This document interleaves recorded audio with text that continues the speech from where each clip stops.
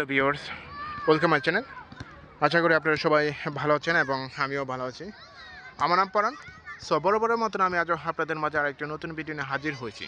তবে আজ আমি আপনাদের মাঝে যে বিষয়টি শেয়ার করবো আসলে খুবই একটি গুরুত্বপূর্ণ ভিডিও। যারা বিশেষ করে রোমানিয়া থেকে স্পেনে আসার জন্য প্রস্তুতি নিতেছেন তাদের উদ্দেশ্যে এই ভিডিওটা তৈরি করা। আমি যেহেতু রোমানিয়া থেকে স্পেনে এসেছি এবং স্পেনের সম্পর্কেও কিছুটা হলেও অভিজ্ঞতা অর্জন করতেছি এবং সেগুলি বলার জন্য চেষ্টা চালিয়ে যাচ্ছি। তাছাড়া রোমানিয়াতেও অনেকটি বছর ছিলাম, অনেকটি বছর বলতে 2 বছর ওভার, এবং ফ্যামিলি এখানে নিয়ে এসেছি এবং ফ্যামিলি আনার পর এখানে মুভ করেছি। আসলে যারা সিঙ্গেল হিসেবে এই রোমানিয়াতে রয়েছেন এবং রোমানিয়া থেকে যদি কেউ স্পেনে আসতে চান তাদের জন্য বেস্ট হচ্ছে এই স্পেন, এবং বেস্ট হচ্ছে, এবং এই কারণে এইটাই বলতেছে বেস্ট হচ্ছে যে আপনার ডকুমেন্টের জন্য। আপনার যদি ডকুমেন্টের কথা চিন্তা ভাবনা করেন তাহলে সবচেয়ে বেস্ট ওয়ে হচ্ছে আপনাকে স্পেনে থাকার জন্য, এবং স্পেনে আপনি 2 বছর যদি স্টে করেন এবং সমস্ত ডকুমেন্ট যদি আপনি অ্যারেঞ্জ করেন তাহলে আপনি ভালোভাবে ফিউচার লাইফটা ক্যারি করতে পারবেন। কিন্তু ফ্যামিলি নিয়ে যদি কেউ এখানে প্রবেশ করেন তাদের ক্ষেত্রে একটু বিপজ্জনক হবে, এবং বিপজ্জনক এটাই হবে, এটাই বলতেছি যে তাদের ইনকাম সোর্স যদি থাকে বা সেভিং টাকা বা পরিমাণ যদি থাকে তাহলে তাদের ক্ষেত্রে কোনো সমস্যা হবে না। কিন্তু একটা জিনিস অবশ্যই মনে রাখবেন যে সেভিং টাকা সবসময় ভালো অবস্থা যায় না। সেভিং টাকা অল্প সময়ের মধ্যে হলে ফুরিয়ে যায়, এটাও চিন্তা করবেন।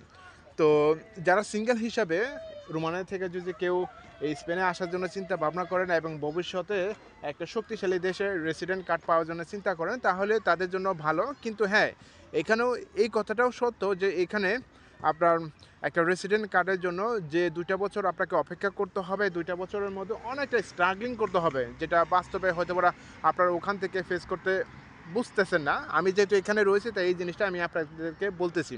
এখানে অনেকটা স্ট্রাগলিং করতে হবে, কারণ আনডকুমেন্ট হিসাবে আপনাকে কোনো জায়গায় আপনাকে জব দিবে না, এটা হচ্ছে মেন ফ্যাক্টর।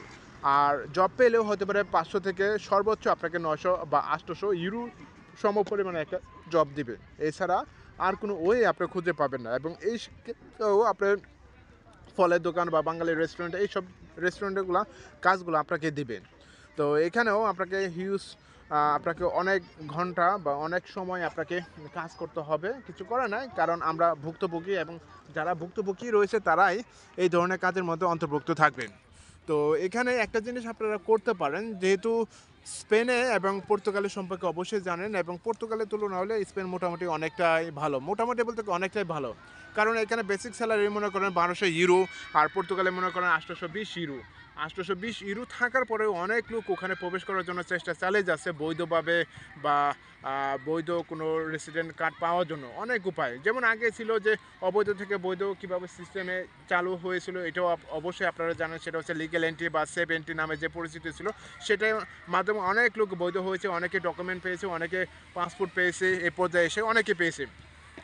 তো ওই পর্যায়ে মনে করেন এখন ইউরোপের মধ্যে একটি দেশে এখন ঘোষণা প্রাপ্ত দেশ, সেটা হচ্ছে যে স্পেন, এবং স্পেনে থেকে তারা রেসিডেন্ট কার্ড ইস্যু করবে, প্রত্যেক বছরে তারা 3 লক্ষ লোক ইস্যু করবে, এবং তাদের কন্ট্যাক্ট হচ্ছে কন্টিনিউ, তারা 3টা বছর তারা রেসিডেন্ট কার্ড প্রোভাইড করবেন, এবং এটা প্রায় মিনিমাম যেটা বলে সেটা হচ্ছে যে আপনার প্রায় 1 মিলিয়নের মতন রেসিডেন্ট কার্ড প্রোভাইড করে, এছাড়া আর কোনো ওয়ে এখানে নাই। তো যেটা বাস্তব ওইটাই আমি আপনাদেরকে বলতেছি, এটা অনেকটা কঠিন, আপনাকে সংগ্রামের মধ্যে এখানে থাকতে হবে, কিন্তু একটা জিনিস পেতে হলে কি আরেকটা জিনিস আপনাকে স্যাক্রিফাইস করতে হবে, এই জিনিসটাও এখানে রয়েছে, কারণ স্যাক্রিফাইস না করলে আপনি এই জিনিসটা পাবেন না, এবং পাওয়ার অপেক্ষার জন্যই আপনাকে 2টা বছর অপেক্ষা করতে হবে। আর এখানকার খাওয়া দাওয়া খরচে যেটা জানেন নর্মালিভাবে যেটা হয় ইউরোপে, মনে করেন আপনাকে থাকার জন্য 150 ইউরো অথবা 160 ইউরো অথবা 180 ইউরো, সর্বোচ্চ